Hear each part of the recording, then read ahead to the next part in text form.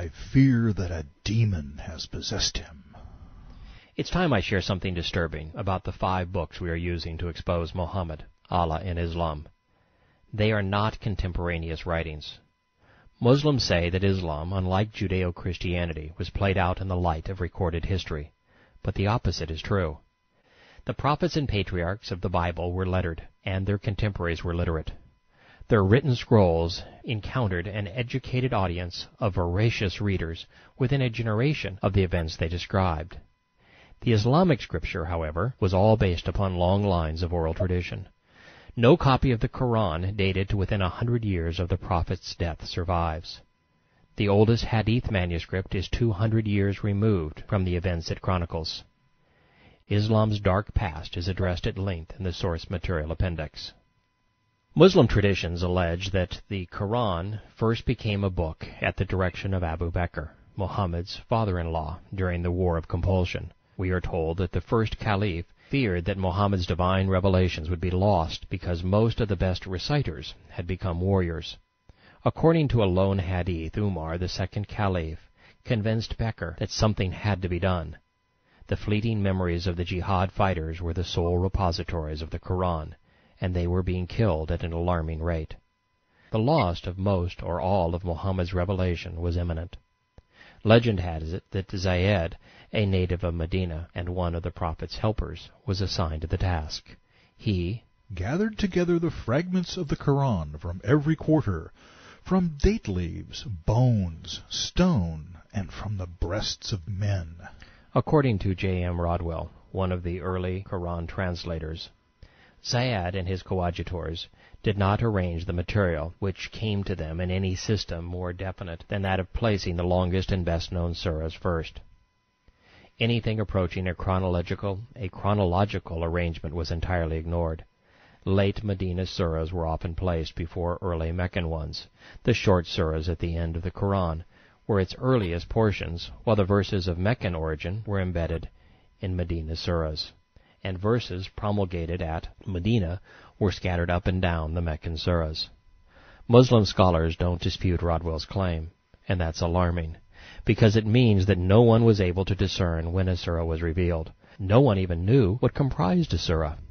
They were jumbled together gobbledygook, completely out of order. And if Muhammad's contemporaries were this confused, there is no chance they actually remembered the detail of what he claimed was disseminated by the Almighty. Rodwell continues his analysis with these words: "It would seem as if Zayed put his material together just as it came to him, and often with entire disregard to continuity of subject and uniformity of style. The text therefore assumes the form of a most unreadable and incongruous patchwork, and conveys no idea whatsoever of the development and growth of any plan in the mind of the founder of Islam, or of the circumstances by which he was surrounded and influenced." Then, after praising Zayed for his lack of tampering, Rodwell adds that it is deeply regrettable that no contemporary provided any historical reference, suppressed contradictory verses, or excluded inaccurate statements. Therefore, even in the best possible light, the Quran, as first assembled, is a mess. It was out of order, jumbled together, contradictory, and inaccurate. Yet there is no proof that even this best-case scenario is reliable. There is no corroborating evidence that the revelations actually became a book under Bakr, Umar, or Zayed. There are no fragments or tablets. All we have is a flimsy oral tradition suggesting that this best-case scenario occurred. There isn't even a letter or a historical reference from any of the literate nations conquered by the first Muslim warriors to suggest that the Quran existed. By contrast, there are 25,000 ancient Bible parchments, scrolls, fragments, and letters testifying to the immediacy and accuracy of today's Judeo-Christian scriptures. Yet the only archaeological evidence that has survived from the Quran's first century is a coin and an inscription inside the dome of the rock on the Jewish Temple Mount. These fragments differ from each other and from today's book. The Quran's chasm of historical credibility is the good news. The other 4 books of Islam that comprise the Sunnah, the Sirah, the Takrith, which means history, and Hadith, or oral reports, didn't find parchment or scroll for 100 to 300 years after the events played out. Turning to Rodwell, we learn, The first biographer of Muhammad of whom we have any information was Zuhri, who died in AH 124. But his works, although quoted by later writers, are no longer extant. Said another way, Zuhri's biography may have been written 100 years after the events occurred, but it doesn't matter because no one has ever found a copy. Ibn Ishaq, he went on to say, who died in AH 151, 763 A.D., composed a biography of Muhammad for the caliph's use. Although there are no surviving copies of his work either, much of it was salvaged by Hisham, an admittedly biased editor. He died in AH 213. Ibn Hisham's The Life of Muhammad begins with a stunning confession. He says that he removed material that discredited Muhammad from Ishaq's original manuscript. Tabari didn't edit Ishaq's Sirah to make Muhammad look better, but he only referred to the earlier work when it conflicted with his own collection of oral testimony, or hadith. Tabari completed his History of Prophets and Kings in AH 310, 300 years after the Prophet's death. The Concise Encyclopedia of Islam says, his work became the definitive resource. This makes his Annals of Muhammad's Islam the earliest surviving, unedited account of the Prophet's words and deeds, and therefore of the context in which the Quran was revealed. It also means that there was a 300-year gap, filled principally by oral tradition, for the lone, unedited collection of Islamic hadith containing any chronology or context. Rodwell, in the preface of his early Quran translation, tells us, "It may be considered quite certain that traditions concerning Muhammad were not reduced to writing for at least the greater part of a century. They rested entirely in the memory of those who have handed them down, and must necessarily have been colored by their prejudices and convictions, to say nothing of the tendency to formulate myths and fabrications to serve the purposes of the contending factions. It soon becomes obvious to the reader of Muslim traditions that both miracles and historical events have been invented for the sake of expounding a dark and perplexing text, and that earlier traditions are largely tinged with a mythical element." He goes on to say, these ancient writers, that would be Ishaq and Tabari, are the principal sources whence anything approaching authentic information as to the life of Muhammad has been derived, and it may be safely concluded that after the diligent investigations carried on by the professed collectors of traditions in the early 2nd century after the Hijra, that little or nothing remains to be added to our scores of information relative to the details of Muhammad's life, or to the facts which may further illustrate the text of the Quran. There are no records posterior in date to these authorities that should be considered." End of quote. While every Islamic scholar I have studied agrees with Rodwell's assessment, that's not the end of the bad news. The people of Central Arabia in the 6th through 8th centuries were illiterate. Thus hadith were passed on by word of mouth through the generations, father to son through chains of transmitters called isnads. Let's review this problem from a more contemporary perspective. Imagine reconstructing the history of the American Revolution today, based entirely upon oral traditions handed down over 9 generations, without books, letters, paintings, or pictures. It would be impossible to recreate the words of Cornwallis and Washington, or to resurrect the drama as it was actually played out. Now, imagine writing this history in London, thousands of miles away from where the events unfolded, in the home of those who were defeated. Such is the history of Islam. The first and best hadith, Takrith and Sirah, were compiled in Baghdad, not in Mecca or Medina, 2 to 3 centuries removed. And like detailing the American Revolution in Britain, each of the Persian scholars wrote in a highly politicized environment for men with a personal agenda. A compelling argument can be made for Islam being Persian rather than Arabian, the birthplace being Baghdad, not Mecca. Yet while none of this attests to the reliability or unbiased nature of the Islamic scripture, it doesn't actually matter. If Muhammad were actually a prophet, if Allah were really a god, and if the Hadith and Quran were really divinely inspired and dictated, the accuracy of these books would be of paramount importance. Our eternity would be based upon their every word, but since Muhammad was as feeble-minded as his deity, and as emotionally disturbed as his scripture depicts him, an accurate witness and a faithfully maintained account is irrelevant. So, if much of this isn't true, why bother? Because through force, fate, and faith, over 1 billion people believe it's true. They believe Muhammad was a prophet, Allah was his God, and that the Quran was comprised of divine revelations. They even think the sayings of the prophet upon which the Hadith, Sirah, and Sunnah are based were divinely inspired scripture. And because most Muslims aren't free, literally trapped by fate and force in this delusion and in the hellish condition the doctrine inspires, compassion compels us to expose the fraud and to release them from the shackles of Islam. Oh, then there's the other problem, Islamic terrorism. This stuff is corrosive, causing people to act in accordance with its teachings, its prophet, and its God. Islam commands and conditions men to murder. It motivates them to commit acts of terror. If we want to thwart this foe, we must first come to understand what its adherents believe and what drives them to such ungodly behavior. If we want to rid the world of terror, we must first expose the doctrine that makes men terrorists. Remember, prior to Muhammad, Arabs conquered no one. After Islam, they subjected much of the known world to their sword. What changed them, pray tell, if not these words? While these Islamic holy books aren't historically reliable, they are Islam, not a version, interpretation, or corruption of Islam, but the essence of the religion. Muhammad can be no different than these books depict him. If they don't accurately predict the prophet and his dark spirit, they are unknowable and thus irrelevant. Frankly speaking, Islam loses either way.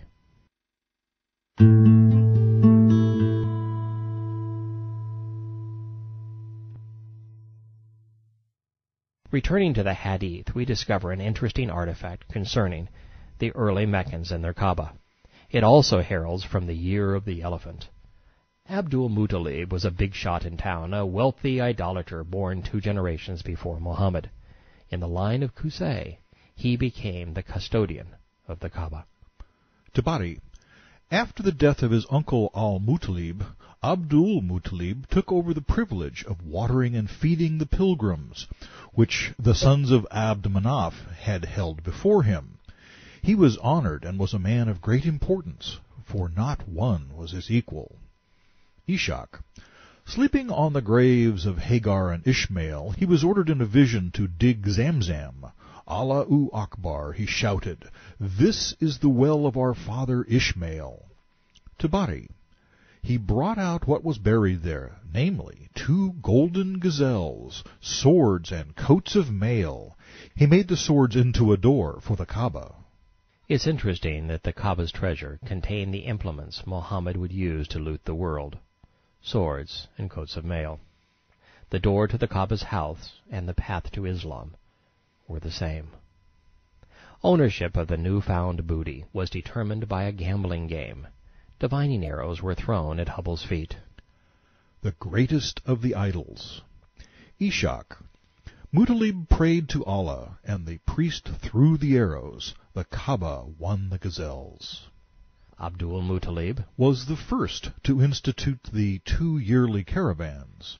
He was the first to obtain for the Quraysh guarantees of safety, which allowed them to travel far and wide from the sacred precincts of Mecca. Guarantees Muhammad would break. Then one day, sun boring down on the treeless town, Muttalib was struggling to clear the well of Zamzam when... Ishaq and Tabari. It is alleged, and Allah only knows the truth, that Abdul-Muttalib encountered opposition when he was digging Zamzam. He vowed that if given 10 sons to make his labor less arduous and protect him, he would sacrifice one of them to Allah at the Kaaba. Bad move, because eventually he had 10 sons, so foolishly faithful to the rocks, he tossed divining arrows at Hubble's feet to determine which of his sons should die. Ishaq. They used to conduct their affairs according to the decision of the arrows. His youngest lost. The boy's name was Abd Allah, or slave to Allah. Now why would someone name a kid slave to Allah, a generation before Islam's prophet claimed that Allah was the creator God of the universe? The answer is as embarrassing as any in the annals of religious lore. For all Muhammad really did was promote one of the existing Meccan idols, the moon god Allah, above Hubble, Allat, Manat, Al-Uzza, and hundreds of others. On this day, Allah had to compete for adoration, as Mutalib's tossing of arrows at Hubble's feet attests. A Bukhari hadith confirms the godly congestion. When the Prophet entered Mecca on the day of the conquest, there were 360 idols around the Kaaba. The Prophet started striking them with a stick. Islamic scholar Montgomery Watt, one of the English translators of Tabari, adds an interesting footnote. He says, "The name, not word, Allah, has throughout been, and that would be wrongly, translated as God. It should be kept in mind, however, that in the pre-Islamic period it does not necessarily mean God in a monotheistic sense. It was known from the Quran, Surah 29:61 and 39:38, that many pre-Islamic Arabs believed in Allah as a God who was superior to other gods whom they also recognized. Allah was a name, much like the Judeo-Christian Yahweh. Muslims desperately needed the world to see it otherwise. For if Allah was a proper name, not a word, their religion was a fraud. The creator of the universe can't be a pagan god, no matter how big a stick Muhammad swung. And Allah can't be Yahweh any more than I can be George Washington. Arabic, like Hebrew before it, is a Semitic language. In Hebrew, El was the word for God, lowercase g, as in idols. Elohim was used with the article to convey God with a capital G. In Arabic, El became Il. Then, over time, Arabs derived a secondary word for God, Ilah, with Al being the Arabic word for the. Muslims would have us believe that Allah is a contraction of Al and Ilah. But the first pillar of Islam contradicts this claim when it says, there is no Ilah but Allah. If Allah were the Arabic word for God, it would have been written, there is no Allah but Allah. Moreover, the Quran itself uses Ilah, when Allah claims to be the God of Abraham, Quran 2:132. And that ends the debate, because the only way Muslims can claim Allah, not Ilah, is the Arabic word for God, is for the Quran to be errant, or for its author to be either ignorant or deceitful. Further, there are hundreds, if not thousands, of Islamic traditions, like the one we just reviewed, that confirm that Allah was the name of a well-known pagan deity, at least in Mecca. Their own scriptures profess that Allah had an ignominious rule as a Meccan rock idol centuries before he was transformed from God to God, from Ilah to Allah. All of this serves to destroy the most essential Islamic myth. We all worship the same God. Back in Mecca, Ishaq. When Abd al-Muttalib had 10 sons grown to maturity, and he knew that they would protect him, he told them of his vow, and called on them to keep faith with Allah in this matter. They expressed their obedience, and asked what they should do. He replied, "Let every one of you take an arrow, write his name on it, and bring it to me." They did this, and he went into the presence of Hubble in the interior of the Kaaba. Hubble was the greatest of the idols of the Quraysh in Mecca. Ibn Ishaq, the earliest compiler of Muslim traditions, just told us that the high god of the Kaaba was Hubble, not Allah. Doesn't this make Allah, also the second god of the Quran following our Rahman, a second-rate deity? Papa Muttalib started having second thoughts, so he went off and consulted with a sorceress, hoping to get the right advice. Tabari. By Allah, you shall never sacrifice him, but you must get an excuse for not doing so. This sounds innocent enough until you realize that the person swearing by Allah is a devil worshipper. There is a sorceress who has a familiar spirit. Ask her, and you will know what to do. If she commands you to sacrifice him, you will sacrifice him. And if she commands you to do something which offers relief to you and to him, you can accept it. Sorceresses are occult mediums, in other words, witches. Their familiar spirits are demons. The noose around Islam's neck is tightening. We have multiple gods in the Kaaba, and a witch deciding the fate of Muhammad's father. So they went to Medina, where they discovered the sorceress had moved to Khaybar. They rode until they reached her. She said, "Retire from me until my familiar spirit visits me and I can ask him." Abdul-Muttalib stood and prayed to Allah. Now there's a picture. Idolaters praying to Allah in Islamic fashion in the presence of a devil worshipper. So what do you think Satan's representative had to say? Would she pardon Muhammad's papa and allow Islam to be born? Satan must have liked Islam because... On the following day they went back. She said, "Yes, news has come to me. How much is the blood money among you?" They replied, 10 camels. She said, "Bring forward the young man and 10 camels and cast arrows. If they fall against the boy, add camels until your Lord," would that be Satan, Hubble, or Allah, "is satisfied." We continue with Ishaq's account. Tabari. They returned to Mecca when they had all agreed on the matter. Abdul-Muttalib stood and prayed to Allah inside the Kaaba beside Hubble. The arrows fell against Abdallah, so they added 10 camels, making 20. With Muttalib standing and praying to Allah, they went on this way 10 times. Each time the arrows fell against Abdallah. Satan's representative seems to have been considerably more accommodating. There is just one chance in 1,024 that 50-50 odds will go awry 10 times in a row. Tabari explains the horror of it all. Abdul-Muttalib stood beside Hubble in the interior of the Kaaba, calling upon Allah. The custodian of the arrows took and cast them, and the lot fell against Abdallah. So Muttalib took Abdallah by the hand. He grabbed a large knife. Then he went up to the idols Isaf and Nahila, the fornicating stones, who Quraysh used to slaughter their sacrifices, to sacrifice Abdullah.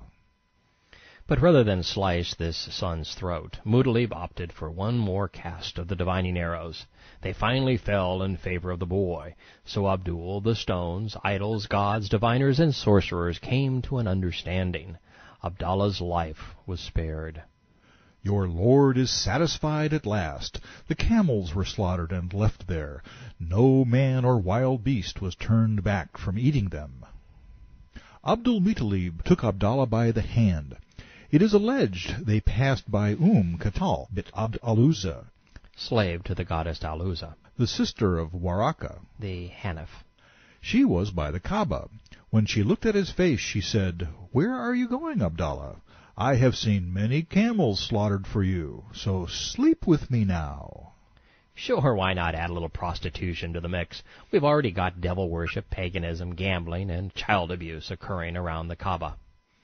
But the bribe was evidently insufficient. So the proud Papa, king of Mecca, custodian of the Kaaba, and heir to the religious scam, took his son to the wealthiest and most powerful man in the neighboring clan, the Banu Zur'a, and arranged for his son Abdallah to marry the chief's daughter, Amina. The blushing bride's grandmother was Abd al-Uzza, which made her genealogy and status perfect, according to Ishaq. Before we consummate this marriage, I must say that I'm surprised Bukhari, Tabari, and Ishaq recount this sordid tale. Muhammad grew up a stone's throw from where it occurred, yet he chose to ignore his ignominious past, revising Jewish history instead, in order to make the near sacrifice in his backyard shrine look monotheistic. In lieu of the truth, he said that the Hebrew patriarch Abraham had nearly sacrificed Ishmael at Allah's house. Take a breath. The next hadith begins with an inordinately long sentence. Tabari. It is alleged that he consummated his marriage to her there as soon as he married her, that he lay with her, and that she conceived Muhammad. Then he left her presence and came to the woman who had propositioned him, and said to her, Why do you not make the same proposition to me today which you made to me yesterday? To which she replied, The light which was with you yesterday has left you, and I have no need of you today. Remember, these hadiths found paper in Baghdad, centuries after Muhammad's passing. By that time, the Muslim scholars who authored them had well-defined agendas. In particular, they had to make their guy look as godly as that Christian guy, or they'd be out of business. The Gospels proclaimed that Christ was the light of the world. So Muslims contrived this hadith to make their prophet appear similarly enlightened. And if you think I'm being too cynical, listen to the next line from Tabari.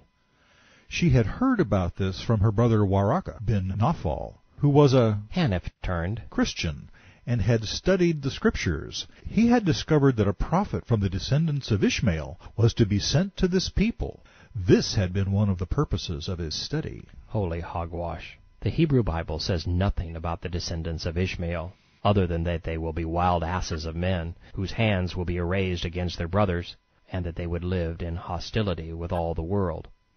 While prophetic, it's hardly prophet material. So why did the Muslim scholars choose to deceive us? They needed to, that's why. And within their community they got away with it. The lie provided their prophet with some semblance of credibility, however tenuous. And Arabs would never be the wiser for it. They were illiterate. And even the minuscule percentage who could read were out of luck when it came to the Bible. There is no trace of an Arabic translation of the Old Covenant prior to the time of Sadus Ga'an in 900 A.D., decades after this delusion was promulgated. And the oldest Arabic New Covenant was published by Urbanus in 1616 from a transcription of a 1171 Coptic scroll. In the territories controlled by the Muslim warlords of the 7th through 10th century, words were irrelevant, as unimportant as evangelists. Islam grew by the sword through conquest, not by words and reason. And those who benefited from this ruse knew that by the time their deception was exposed, it would be too late. The victory would have been won. For those who may think that I am perhaps making too much of too little, consider this. Tabari. When Abdul-Muttalib was taking Abdallah to marry Amina, they passed by a female soothsayer called Fatima, a convert to Judaism from the people of Tabala, who had read the Scriptures and who saw light in his face. Young man, she said, would you like to lie with me now? And I will give you 100 camels. Contriving a phony Christian endorsement of the Muslim prophet was not enough. Now a Jewish soothsayer is called to verify the light. But why would a Jew react this way? The Judeo-Christian Scriptures say nothing, zip, zero, zilch, about the father of a prophet having a light in his face. Further, Judaism and soothsaying are mutually exclusive. Jews serve Yahweh. Soothsayers serve Satan.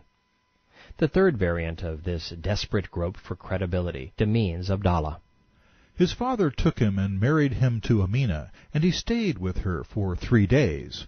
Then he left her, and when he passed by the Katham woman, he felt a desire to accept the proposition which she had made. He asked her, "Would you like to have what you wanted before?" "Young man," she said, "I am not, by Allah, a woman of questionable morals. I saw light in your face and wished it to be within me, but Allah willed that he should place it where he wished." The devil worshipper wanted the devil's child. Then our Allah, devil, serving soothsayer, recited the following verses. "I saw a sign which shone in the black clouds. I comprehended it as light which illuminated the full moon. I hoped to have it as a source of pride which I might take back with me. By Allah, no other woman has plundered your person of which Amina has. Not all the fortune which the young man inherits comes from resolve, nor does that which escapes him come from remiss. So if you desire something, behave with restraint, for 2 grandfathers combine to ensure it for you. A hand clenched or outstretched will ensure it for you. When Amina conceived that which she conceived from him, she conceived an incomparable glory." From black signs to pride, from full moons to plundering, from inherited fortunes to grandfathers ensuring loot, the young prophet would get what he desired from both open and clenched fists. This passage is so fraught with portent, so twisted with harbingers of Mohammed's Khan, the originator must have laughed himself silly as his quill met parchment. He evidently got himself so worked up he bungled the tense in his parting salvo. Once again, a simple story belies the nature of Islam. Our guy is better than your guy, and we will say anything, no matter how absurd, to prove it. Abdallah lived long enough to father a son, but not long enough to see him born. In a haunting overture of what was to come, the prophet's father died while on a business trip to Yathrib. 52 years later, the religion of Islam would die there as well, when a prophet went on a business trip to Yathrib and became a profiteer.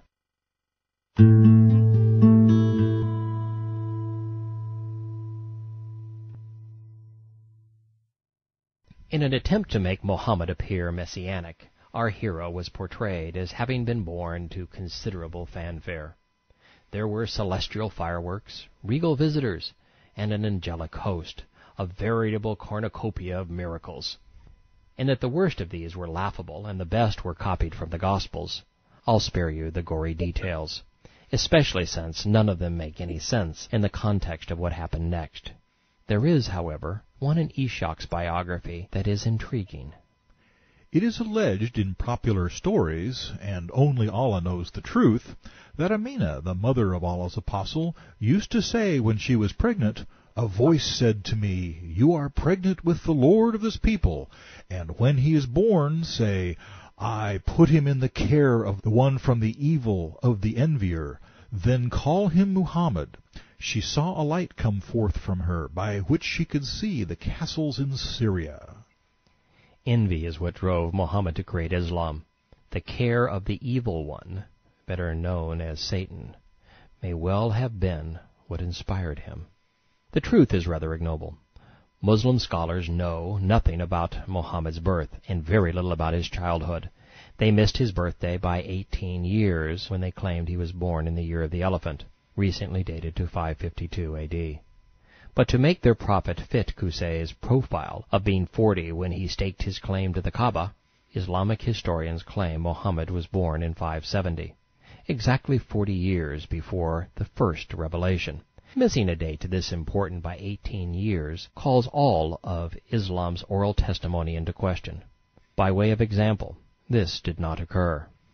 Ishaq: I heard a Jew calling out at the top of his voice from Yathrib, "O Jews, tonight has risen a star under which Ahmad is to be born."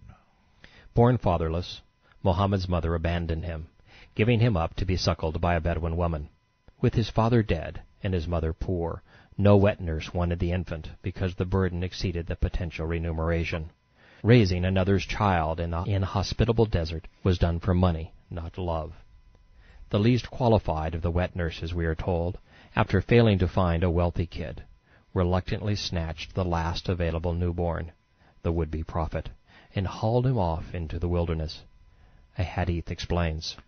Ishaq: Halima went forth with her baby, whom she was nursing, with other women in search of babies to nurse.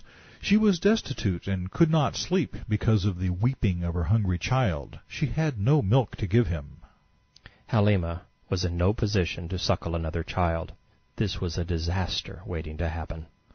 Ishaq: When Halima reached Mecca, she set out to look for foster children. The apostle of Allah was offered to every one of us, and each woman refused him when she was told he was an orphan, because we hoped to get payment from the child's father.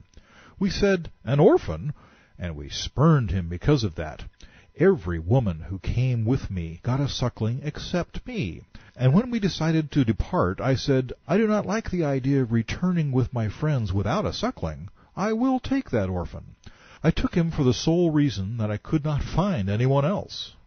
So much for the light theory. Women were throwing themselves at Muhammad's dad to sire him, but no one wanted to raise him. That just doesn't make any sense. What happened out there in the blowing sands and the blistering heat is anyone's guess.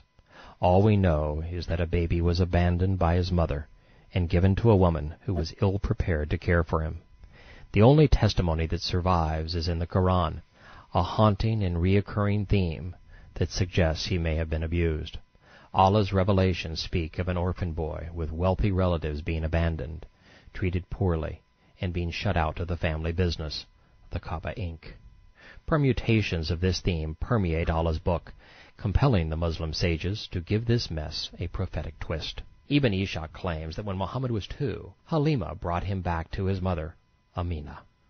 But she sent him back. Some months after his return to the desert, 2 men in white seized the boy, threw him down, and opened up his belly, stirring it up. We are told that Muhammad was livid.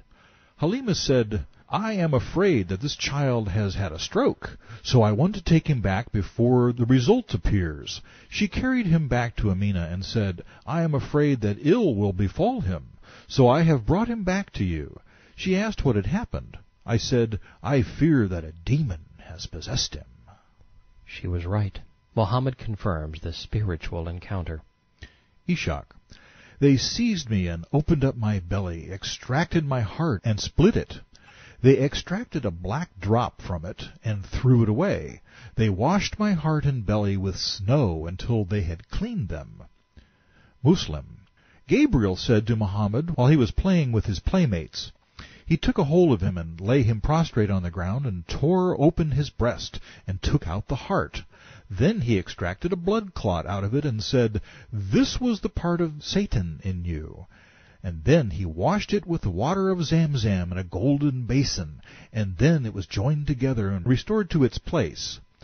The boys came running to their mother and said, 'Muhammad has been murdered,' and they all rushed toward him. I myself saw the marks of the needle on his breast." If this occurred, it was Lucifer, not Gabriel, and he was placing his spirit inside. Organ removal and washing are satanic, part of occult ritual worship, the kind of thing Muhammad's father and grandfather were into. And ironically, if it had happened, it would be miraculous, and therefore would be in conflict with the Quran.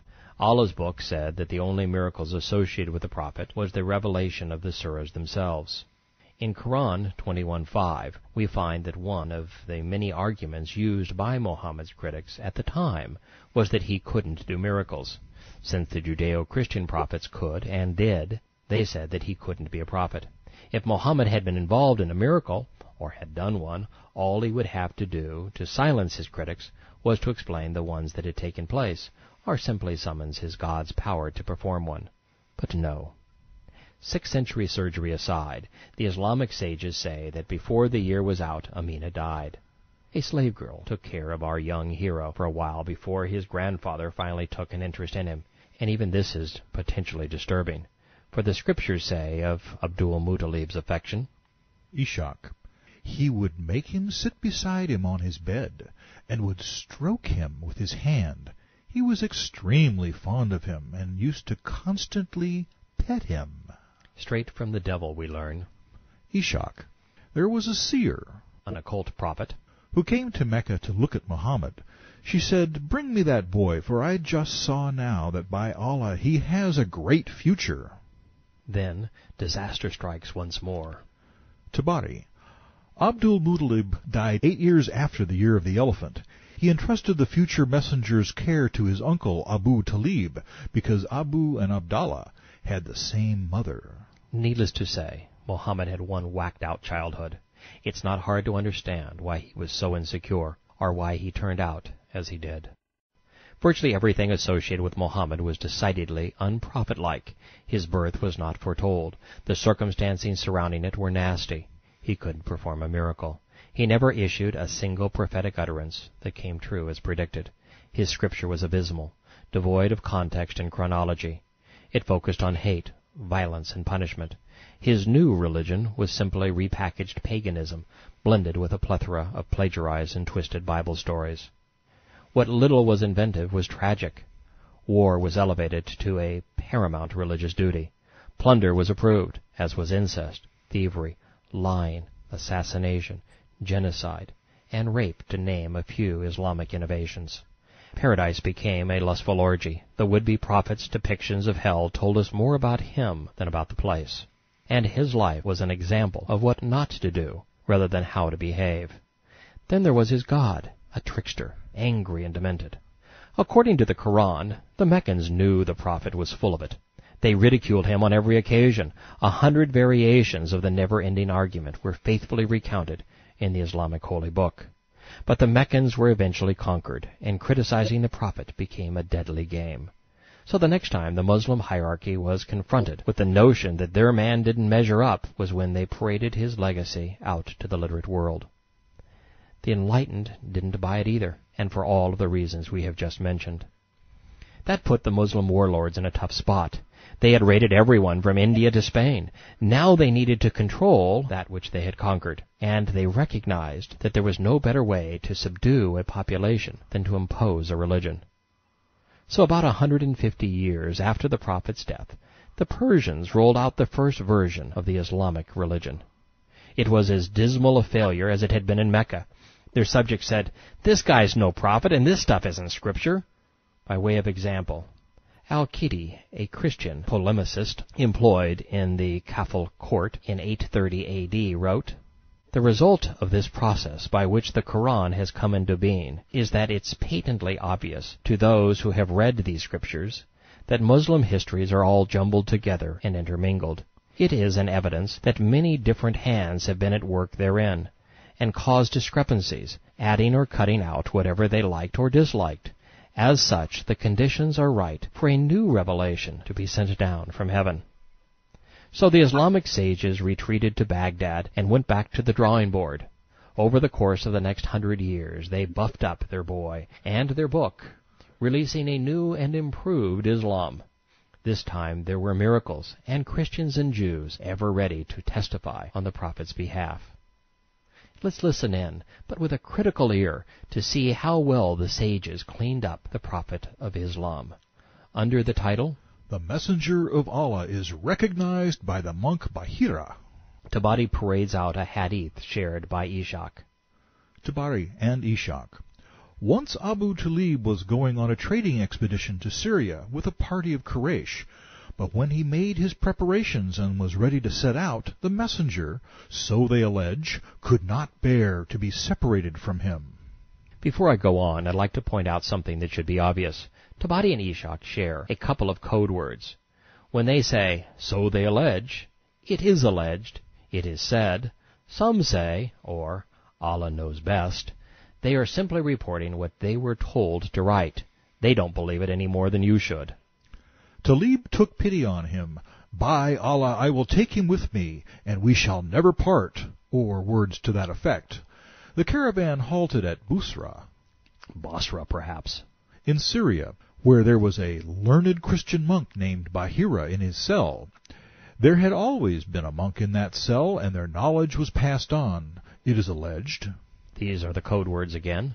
By means of a book which was handed down from generation to generation. There is no record of this monk, his cell, or his book outside of this hadith. But that's small potatoes compared to what came next. Tabari and Ishaq. Bahira prepared a meal for them because while he was in his cell, he had seen the messenger shaded by a cloud which marked him out from among the company. When they halted in the shade of a tree, he observed the cloud covering the tree and bending down its branches over Muhammad until he was in the shade. Bahira descended from his cell and sent the caravan a message inviting them all. When he saw the messenger, he observed him very intently, noting features of his person whose description he had found in his Christian book. Judeo-Christian prophets aren't described physically in any book, but in order to create a Christian endorsement from a learned monk, the Muslims have invented this monk, story, and book. After the company had finished the meal and dispersed, he asked the messenger about certain matters which had taken place, both when he was awake and when he was asleep. Muhammad told him, and he found that these things corresponded to the description which he had found in his book. Finally, he looked at his back and saw the seal of prophethood between his shoulders in the very place described in his book. Camel dung. Every word of it. First, the Gospels are clear. No great prophet after the Messiah is foretold. Second, there isn't a set of awake and asleep criteria for a divine calling, which is probably why the Hadith doesn't bother listing them. Third, there is no biblical seal of the prophethood. The concept was derived from Arabian pagan mythology to designate occult practitioners who talked to demons. Furthermore, the seal was actually nothing more than a hairy mole. That is confirmed in Tabari 9, page 159. Next, the Christian monk swears by the Meccan idols. Both in Tabari and Ishaq. By Alat and Alusa, Bahira said, take him back to your country and be on your guard against the Jews, for by Allah, if they see him and recognize what I have, they will seek to do him harm. The Jews spent years, not hours, with the prophet. They let him move into their town and sold him stories from their Talmud. They never lifted a finger to harm him, even though he annihilated them in genocidal rage. The hardest part of lying is remembering what you said, so in true Islamic form, we have a second variant of the Mark of the Prophet tale. Abu Talib set off for Syria, accompanied by the messenger and a number of sheiks. When they were above the monk's cell, they went down and unloaded their camels.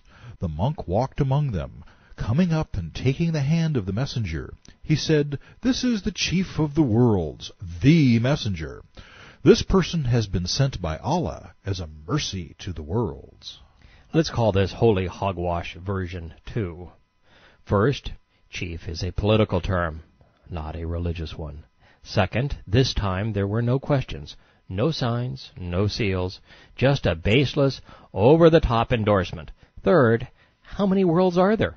And fourth, how could Muhammad have been a mercy to Christians when his God told Muslims to wipe them out to the last? The sheiks of the Quraysh told him, "What is it you know?" He replied, "When you appeared at the top of the pass, there was not a tree or a stone which did not prostrate itself in worship, and they only prostrate themselves to a prophet." Hard to believe, but HH2 is more pathetic than its predecessor. Neither Christians, stones, nor trees prostrate themselves, not even to wannabe prophets. Besides, prophets aren't supposed to be worshipped. God is. Inanimate objects showering Muhammad with devotion is hardly a one-time occurrence. Tabari. Before Gabriel appeared to Muhammad to confer on him his mission as the messenger of Allah, it is said that he used to see signs and evidences indicating that Allah wished to ennoble him. 2 angels came to him, opened up his breast, and removed the hatred and impurity which were in it. I'd sue for malpractice if I were him. It is said, the Islamic code words for this is rubbish, that whenever he passed by a tree or a stone, it would greet him. Not to be outdone, in a hadith from a line of transmitters, or isnad, that includes 3 Muhammads, a pair of Alis, 2 slaves to Allah, and an Abd ar-Rahman, we learn, whenever Muhammad went out to attend his business, that would be answering the call of nature, he would go a great distance out of the sight of houses and into the ravines and wadi beds. Then every stone and tree he passed would say, "Peace be unto you, messenger of Allah." Even today, Muslims no smarter than the stones are required to add, "Peace be unto him," after every mention of Muhammad's name. Returning to the monk, Tabari. I also recognize him by the seal of prophethood, which is below the cartilage of his shoulders, and which is like an apple. Delicious. The apple has become the symbol of temptation. It's perfect for Islam. HH2 wasn't finished destroying Muhammad's prophetic credentials. It went on to establish the Christian Byzantines as enemies in addition to the Jews. But I suppose having Christians and Jews endorse a religion that would grow by plundering them makes about as much sense as Muhammad being a prophet. While Bahira was standing by them, beseeching them not to take the messenger to the land of the Byzantines, since if these saw him they would recognize him by his description and would kill him. Muhammad forbade Muslims from drawing his likeness. If his appearance was testimony of his prophetic credentials, and so easily recognizable, why would he do such a thing? Patricia Crone, an Islamic scholar and archaeologist, says, there are 15 different versions of Muhammad being blessed by a representative of a non-Islamic religion, who recognized him as a future prophet. Some place this encounter during his infancy, others when he was 9. Some say it was when he was 25. One tradition maintains that he was recognized by Ethiopian Christians. Several say by a Syrian monk. Many claim by Yathrib Jews.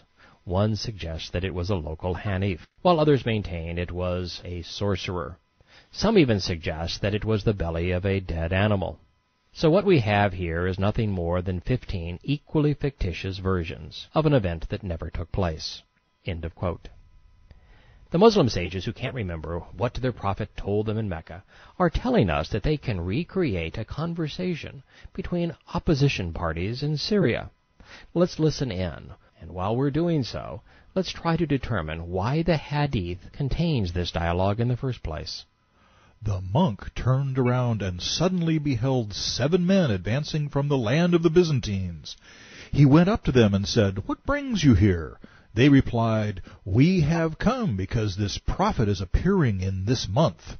Men have been sent to every road, and we have been chosen as the best of men, and have been sent to your road." There isn't a prophetic utterance in any Christian book about an Arab prophet.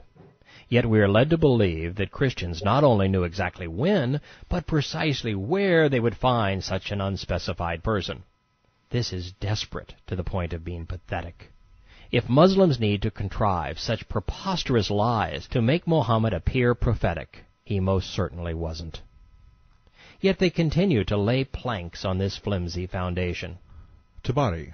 Zayed bin Amr, a Hanif poet whose words Muhammad based early Quranic revelations, said, "I expect a prophet from the descendants of Ishmael, in particular from the descendants of Abd al-Muttalib." In actuality, the first written confirmation of this precise prediction came 300 years after Muhammad's birth. By comparison, the last of the biblical messianic prophecies for which these Islamic predictions were contrived to compare were committed to writing 400 years prior to Christ's birth. And unlike all things Muslim, Christians have a paper trail. The Septuagint, the Greek translation of the Hebrew Bible compiled in Alexandria in 275 B.C., survives to this day. The post-dated Hadith of Zayed, a man who rejected both Islam and Muhammad, continues, "I shall inform you of his description, so that he will not be hidden from you. He is neither short nor tall, whose hair is neither abundant nor sparse, whose eyes are always red, and who has the seal of prophethood between his shoulders. His name is Ahmad," a variant of Muhammad, "and this town," Mecca, "is his birthplace, and the place in which he will commence his mission. Then his people will drive him out and hate the message which he brings, and he will emigrate to Yathrib and triumph." The Islamic sages who put these words in the Hadith's mouth 3 centuries after his death want you to know that every faith, Judeo-Christian to Satanic, agrees. "I have traveled around in search of the faith of Abraham." The only pre-Islamic mention of Abraham is in the Bible. Apart from the Torah, nothing is known about him, not even his name. And the Torah is clear. Abraham didn't have a religion. He had a relationship. "Every person whom I ask, whether Christian or Magian, says, 'This faith lies where you have come from,' and they describe him as I have described him to you. They say that no prophet remains but he," Amr said. "When I became a Muslim, I told the messenger what Zayed had said. I gave him his greetings. He said, 'I saw him in paradise, dressed in flowing robes.'" Although Zayed composed most of the Quran's first score of surahs, he rejected Muhammad's credentials, and thus Islam. By his own admission, he can't be in the Islamic paradise. These endorsements are so preposterous, it begs the question, what must educated Muslims think when they read such nonsense? You don't have to be a religious scholar to know that the Jewish Messiah can't be an Arab, or that Christians believe that the Messiah is the final prophet. So when this obvious deception was brought before Islam's lone messenger for certification, and he endorsed the lie, what must they think? Do they think? Why would one trust a man who must lie, or be lied for, to validate his calling? Ishaq. Jewish rabbis, Christian monks, and Arab soothsayers had spoken about the apostle of Allah before his mission when his time drew near. The rabbis and monks found his description in their scriptures. The Arab occultists had been visited by Satans from the jinn with reports which they had secretly overheard before they were prevented from hearing by being pelted with stars. Ishaq. The prophet explained the nature of shooting stars.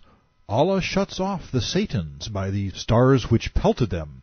So Satans tried to steal information, listening in, mingling what they heard with conjecture and false intelligence. They conveyed it to the soothsayers. Every word of this is incriminating. Ishaq. Umar bin al-Khattab, The future caliph, was sitting with others in the messenger's mosque when a Bedouin came up looking for him. Umar said, "This man was a soothsayer in the Jahiliyyah." the Satan worshipper turned Allah advocate, said, "During the Jahiliyyah, pre-Islamic period of ignorance, we used to do worse things than you. We used to worship idols and embrace graven images until Allah honored us with Islam." you know you're dealing with a rotten religion when an occultist tells the champions of Islam. We used to do worse things than you. The suggestion is that Muhammad's behavior in Yathrib, pedophilia, incest, rape, piracy, terrorism, genocide, and the slave trade, was better than serving a demon. "O men," the soothsayer said, "Allah has honored and chosen Muhammad, purified his heart and his bowels." Then the future caliph, in Muhammad's presence, asked the former occultist what he learned from his demonic spirits. Ishaq.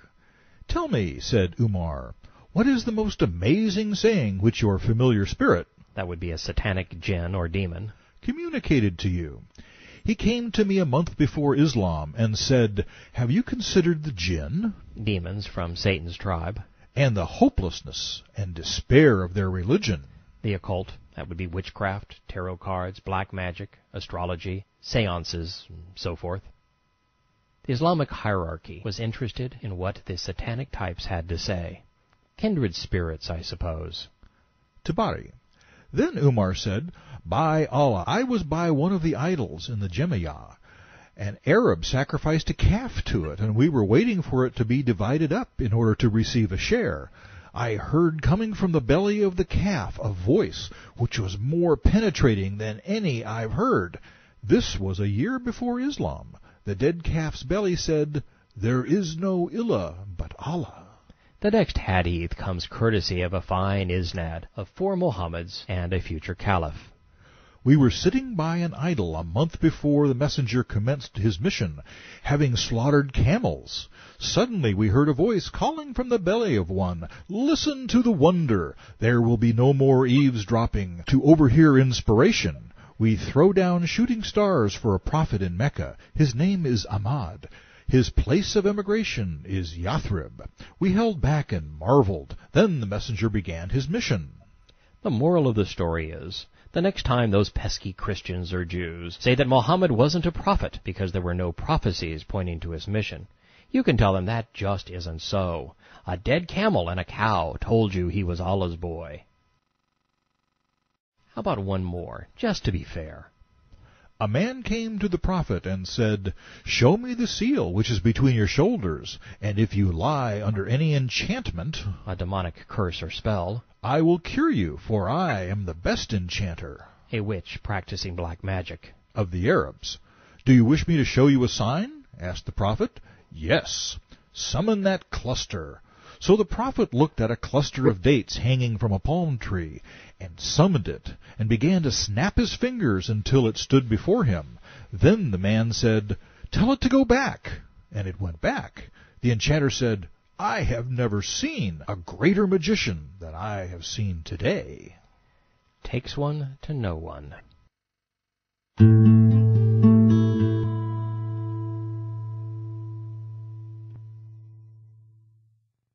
Moving from the ridiculous to the sublime, the religion based upon pagan practices has a chapter called "The messenger is protected by Allah from participating in pagan practices."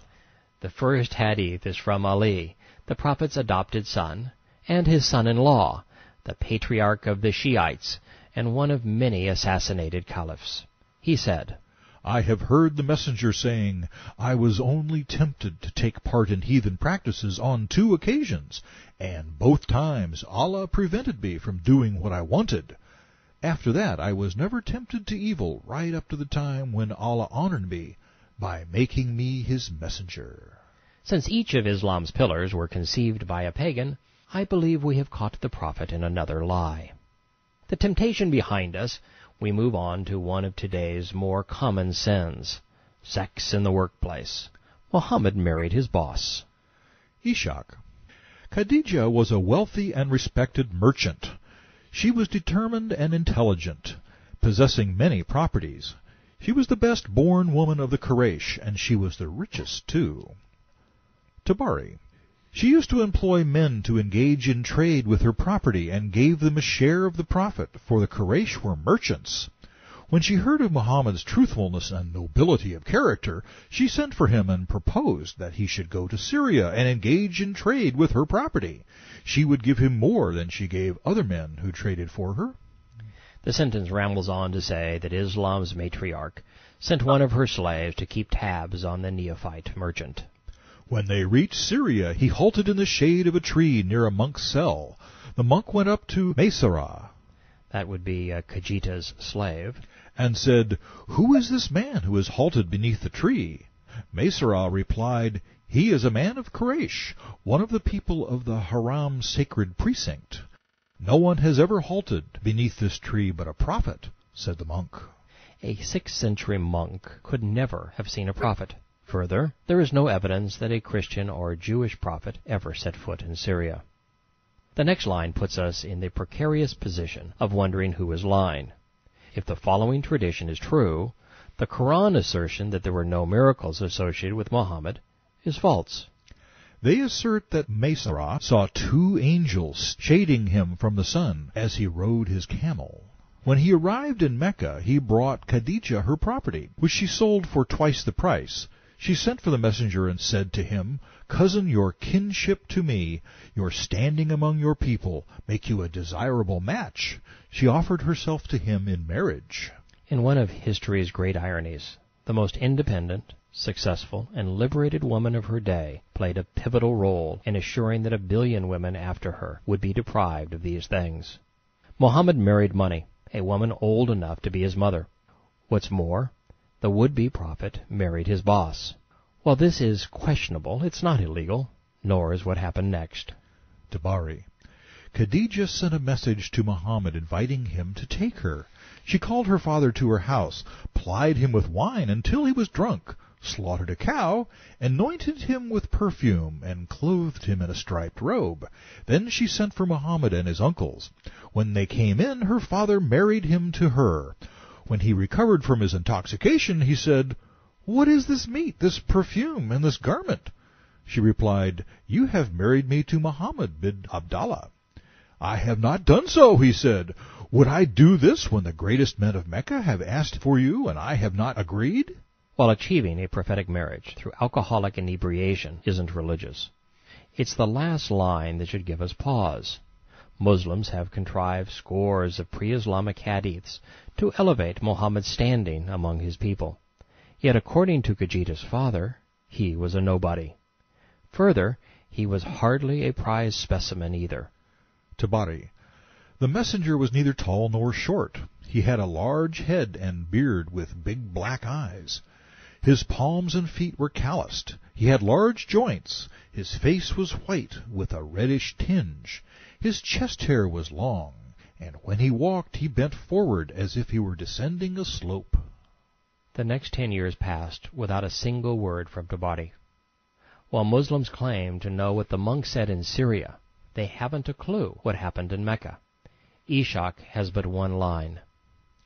Khadijah was the mother of all of the apostles' children except Ibrahim, who was born to one of Muhammad's sex slaves, namely Al-Qasim, Al-Tayyib, and Al-Tahir.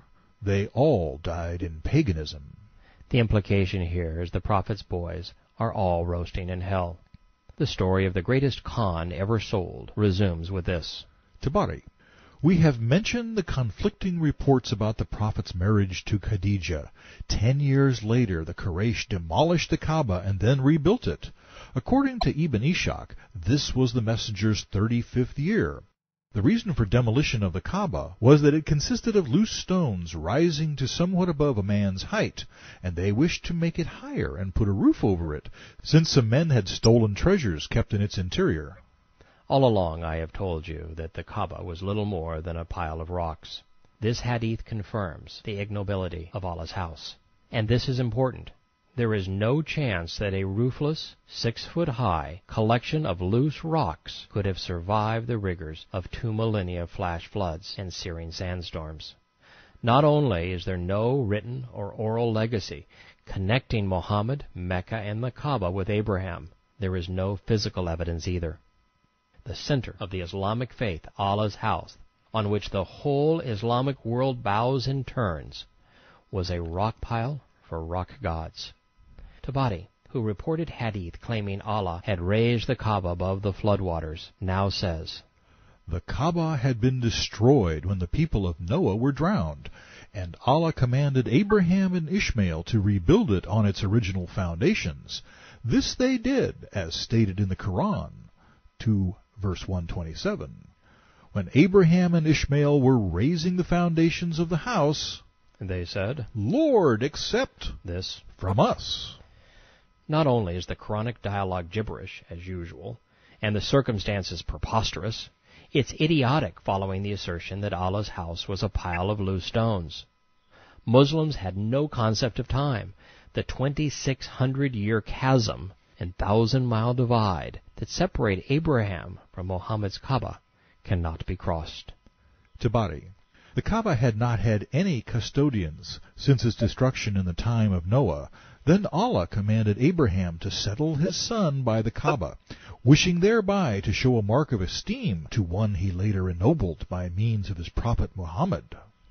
Now we are being told that Allah esteemed the 20th century BC Ishmael by way of the 7th century AD Muhammad. Abraham and his son Ishmael were custodians of the Kaaba after the time of Noah. At the time, Mecca was uninhabited. Since even the Islamic hadiths aren't bold enough to move Abraham from Canaan to Mecca, how was he the custodian? And if the place was uninhabited from 2000 BC to 500 AD, why pile rocks in Mecca? It can't be the center of worship if no one was there to worship. So what's the point? Tabari tells us that the Jurham became the custodians of the Kaaba. He simply skipped over the intervening 2,500 years between its alleged founding and the Jurham presence. If you recall, the Jurham clan ousted the Khuza'ah tribe from their campsite around Mecca around 500 AD. According to tradition, they acted badly. Misappropriated the wealth which had been presented to the Kaaba, and oppressed those who came to Mecca. Their behavior became so unrestrained that when one of them could not find a place in which to fornicate, he would go into the Kaaba and do it there. It is asserted that Isaf fornicated with Na'ilah in the interior of the Kaaba, and that they were transformed into 2 stones. During the Jahiliyyah period of pre-Islamic ignorance, any person who acted wrongfully or oppressively in Mecca perished on the spot. This fanciful pagan milieu formed the basis of Islam. Allah sent a bleeding of the nose and a plague of ants against the Jurham and destroyed them, while the Khuza'ah expelled those who survived. Amir felt he would be defeated, so he brought out the 2 gazelles of the Kaaba and the sacred black stone. The irreverent blend of Jewish history and Arab mythology continues. Tabari.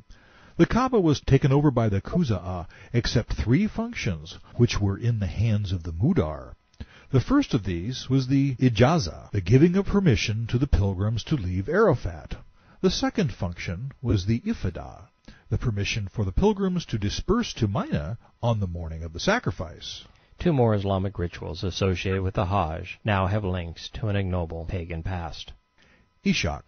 This state of affairs lasted until Allah sent Muhammad and revealed to him and gave him the laws of his religion and the customs of the pilgrimage. Following 100 hadith desperately trying to ascribe the rites and rituals of Islam to the Jewish patriarchs, and 100 more proclaiming that they were derived from the pagan practices of Qusay, one line contradicts them all. There is, however, a pre-Islamic pagan custom Muhammad disregarded, and wouldn't you know it, it was one he should have retained. The third function was the nazi, the displaying or postponement of the sacred month by intercalation. When Islam came, the sacred months had returned to their original times, and Allah established them firmly and abolished the nazi.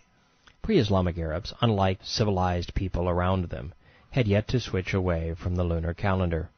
But to their credit, they were at least observing intercalation to keep their seasons intact. Muhammad abandoned intercalation, condemning Muslims to a 354-day year. Not only didn't the pagan sacred months return to their original times, he assured that they would never be established, forever floating around the solar year. While foolish, the lunacy honored his God's lunar legacy. One of the most revered Islamic legends comes from this period. A series of hadith focused on the rebuilding of the Kaaba. Begin with this report. Tabari, a relative of Abd Mahaf, slave to the sun god, had stolen treasure from the Kaaba. They took him to a female Arab soothsayer, who, in her occult skill, pronounced the rhyming prose that he should not enter Mecca for 10 years because of his violation of the sanctity of the Kaaba. This Islamic tradition confirms what I shared earlier. Soothsayers are satanic. They are occult mediums.